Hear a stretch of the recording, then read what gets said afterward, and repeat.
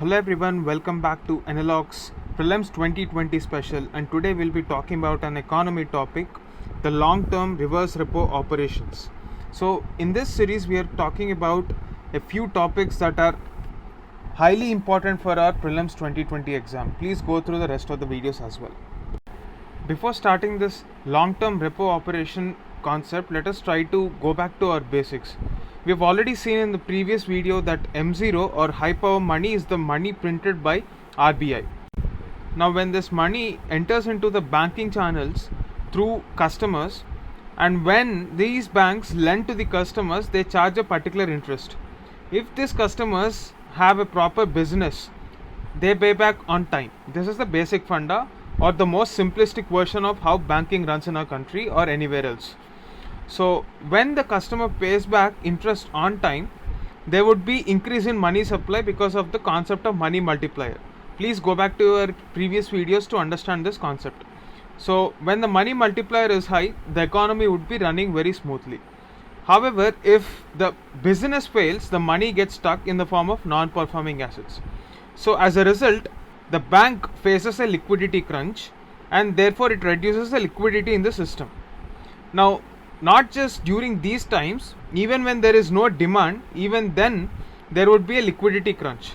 So RBI, being the banker's bank, it lends to the banks to ensure that liquidity problems are not a concern for banks. Say for example, SBI is falling short of its funds requirement, it borrows money from RBI for a short term.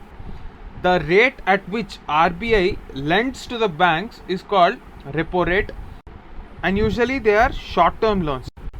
When I mean short term, it is between 7 to at max 14 days. Despite having this mechanism, the biggest problem for our RBI is the transmission of monetary policy. Due to lack of financial inclusion, despite cutting down the rates, the scheduled commercial banks or all the commercial banks are not passing on this rate cuts to the customers, because they are citing various reasons, saying that the NPAs are forcing them to keep the interest rates higher to cover for this NPAs.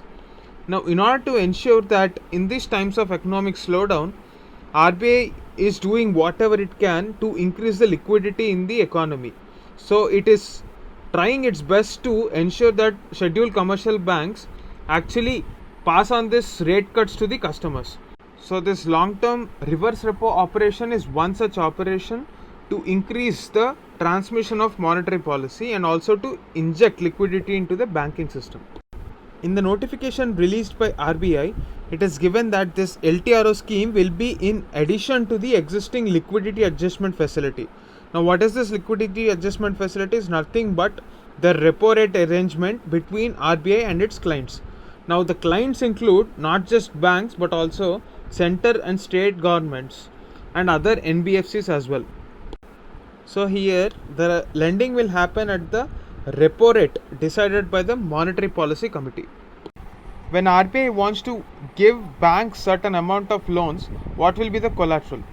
So as we can see, in net demand and time liabilities, after removing the CRR and SLR components of the reserves, the banks will also be investing certain amount of money in G6. So that component can be used for liquidity adjustment facility as collateral. This arrangement was introduced in 2000 year. But what happens if banks exhaust even this and they want to utilize the amount that is present in SLR as well? So they want to use the G6 in SLR quota. How about then? So this facility is available in marginal standing facility operations only. But in this context, you have to remember that this facility is not available to center and state governments and non-banking entities. Even with respect to banks, not all banks can avail this. Only scheduled commercial banks, that is the banks which are notified in the second schedule of RBI Act 1934, can utilize this facility. So can the banks utilize the entire G6 for raising loans? No, that is not possible. RBI from time to time will notify what percentage of G6 from SLR quota can be utilized for MSF facility. So this is in brief what MSF and LAF means.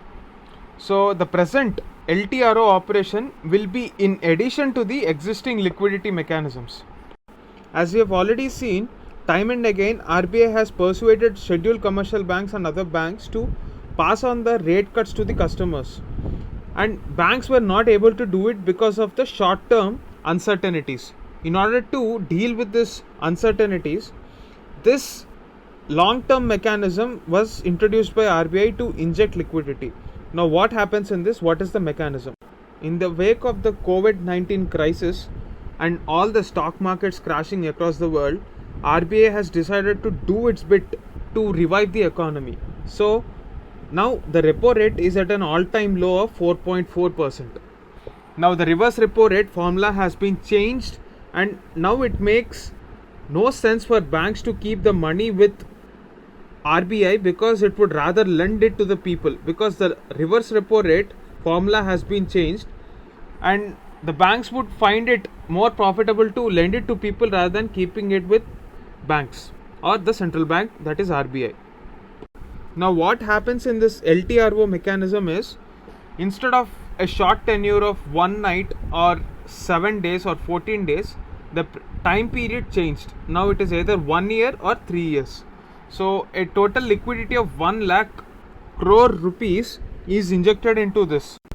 What happens in normal time is that instead of releasing this entire 1 lakh crores liquidity at one time, RBI would be doing that in phases. So for 25,000 crores, say it released and auctioned it through their core banking solution, normal times what banks would do is they would bid a bit higher than the repo rate. So that is how RBI would be making profit. Now the objective is not to make profits. The bigger concern here is transmission of monetary policy. RBI cannot force banks, you have to note this point, RBI cannot force banks to pass on the benefits to the customers, it can only persuade them. Now this is also one such mechanism. So for the first 25,000 crores, instead of bidding, this time it is lending at repo rate. However, there is a caveat here again. Even after that, the news mentioned that there were bids for this particular amount. Now when you are lending at such a small rate, now obviously all the banks would want that amount at such cheap rate of 4.4%. Now banks cannot get all the money, because say a big bank like SBI would be bidding for the entire 1 lakh crores if it can. But that is not the objective of RBI. Recently when RBI announced that it would be inducing 25,000 crores, the total bids came out to 1,71,965 crores. So if you divide this number with the amount bid, you would be getting a certain amount of pro rata allotment. So that much of allotment is given to every bidder. Now RBI hopes that since it has done everything on its part to ensure that uncertainty for long term is taken away, now banks will lend to customers at lower rates. So monetary policy transmission will happen. That is the end objective of this entire exercise. That is the long term repo operations concept. Thank you.